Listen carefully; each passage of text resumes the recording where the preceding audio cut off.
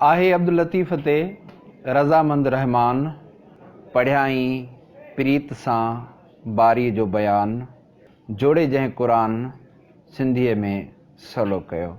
मखदूम अब्दुर्रहीम गिरोहड़ी जो ट्रिब्यूट जेको हुन शाह अब्दुल लतीफ़ भिटाई खे पेश कयो।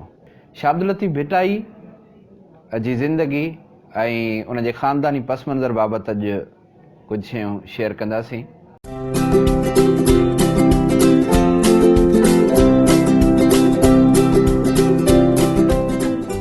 सिंधी शाइरी जो सिज शाह अब्दुल लतीफ़ भिटाई 14 सफ़र 1102 हिजरी बमुताबिक़ 11 नवंबर 1690 ते हिन दुनिया में आयो ऐं 14 सफ़र 1165 हिजरी बमुताबिक़ 2 जनवरी 1752 ते हिन फ़ानी दुनिया मां हुन पंहिंजूं अखियूं पूरियूं।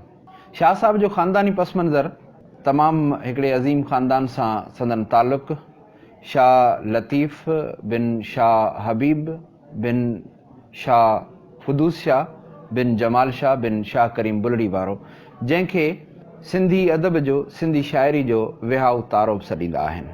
थोरो ख़ानदानी पस मंज़र तरफ़ जेकॾहिं हलूं त असां अरबुस्तान पहुचूं था ऐं अरबुस्तान में ख़ासि तौरु उमवी ऐं अब्बासी दौर दौरान सैयदनि ते तमामु घणो ॾुखियो वक़्तु आयो ऐं सैयद ख़ानदान जंहिंजे लाइ मशहूरु आहे त हज़रत अली अलैहिस्सलाम ऐं बीबी फ़ातिमा सलामुल्लाह अलैहा जी औलाद मां जेका बि औलाद थी उहे सैयद हुया, उहे उन्हनि ते ॾाढो ॾुखियो वक़्तु आयो उमवी दौर दौरान ऐं उहे दुनिया जे मुख़्तलिफ़ इलाइक़नि ॾांहुं डिस्पर्स थी विया। के अफ्रीका ताईं हलिया विया, के शिराज़ ऐं तिरमिज़ ऐं पोइ हिरात। शाह साहब जा वॾा पहिरियां शिराज़ आया जिन मां सैयद हुसैन शाह ऐं सैयद मोहम्मद शाह मशहूरु शख़्सियतूं हुयूं ऐं पोइ उन्हनि मां कुझु तिरमिज़ आया, बल्कि तिरमिज़ खे बि छॾे के उन्हनि मां हिरात पहुता। हिरात उन वक़्तु इल्म अदब जो गहवारो हुयो ऐं 4 लख खां वधीक आबादी हिरात शहर जी हुई ऐं 600 खां वधीक इल्मी मकतब उन दौर में हिरात में ॿुधाया था वञनि। शाह साहब जे वॾनि मां सैयद हैदर शाह हिरात जो गवर्नर हुयो।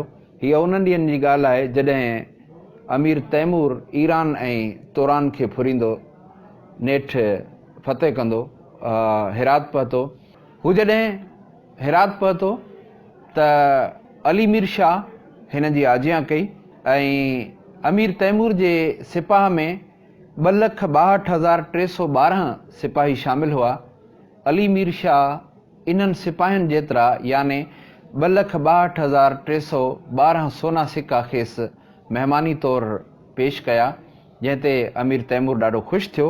अली मीर शाह जे 5 पुटनि खे मुख़्तलिफ़ इलाइक़नि जूं हुन गवर्नरियूं ॾिनियूं, जिन मां किन खे मुल्तान, किन खे सेवण ऐं कुझु ॿिया इलाइक़ा ॿुधाइजनि था, उन्हनि जूं हुन गवर्नरियूं ॾिनियूं। पर संदसि हिकु पुटु नाले हैदर शाह उन का बि गवर्नरी न वरिती ऐं चई त आऊं सैर सफ़र में पंहिंजी ज़िंदगी गुज़ारींदुसि ऐं कंहिं बि तरह जी का बि ज़िम्मेवारी हुन न खईं। हू पंहिंजे भाइरनि सां मिलंदो घुमंदो फिरंदो नेठि सिंध में हाला हवेली जेको मशहूरु आहे हैदराबाद जे भरिसां, उते कुझु ॾींहं शाह मोहम्मद हाले वटि अची टिकियो।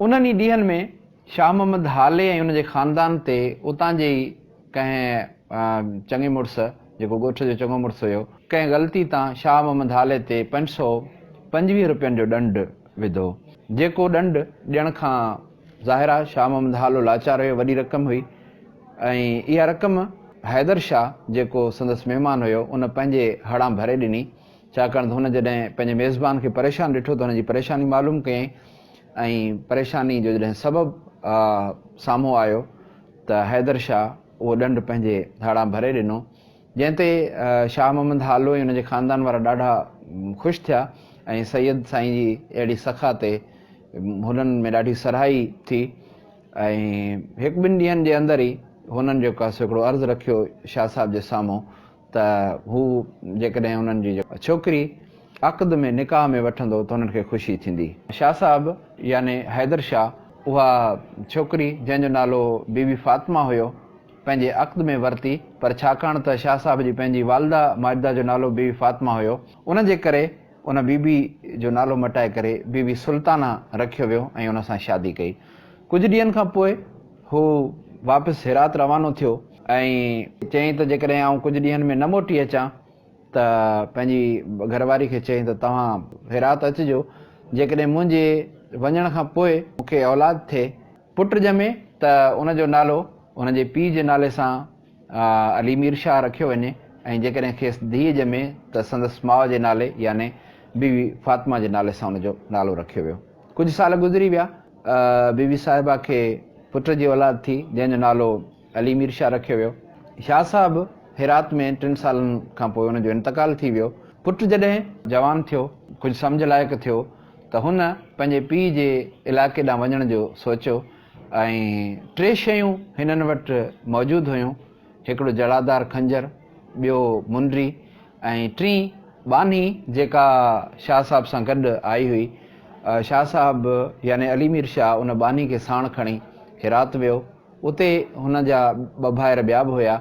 उन्हनि भाइरनि सां जॾहिं हू मिलियो त पहिरियां त उन्हनि हिन खे भाउ मञण खां इनकार कयो, पर पोइ जॾहिं काज़ी साहिब जे साम्हूं उन पंहिंजो तारफ़ करायो ऐं शयूं निशानी तौरु ॾिनियूं त हुननि खेसि पंहिंजो भाउ मञियो ऐं मिल्कियत मां हिसो ॾिनो। पर कुझु ई ॾींहंनि में हू उन्हनि जी मिलियल मिल्कियत उन्हनि जे ई हवाले करे वापसि मोटियो पियो आयो त संदसि चाचो शरफ़ुद्दीन शाह उहो बि साणसि गॾु आयो, जेको वरी वापसि अची सिंध में आबाद थियो। इहा 12वीं पीढ़ी आहे शाह लतीफ़ जी जेका सिंध में दाख़िल थिए थी।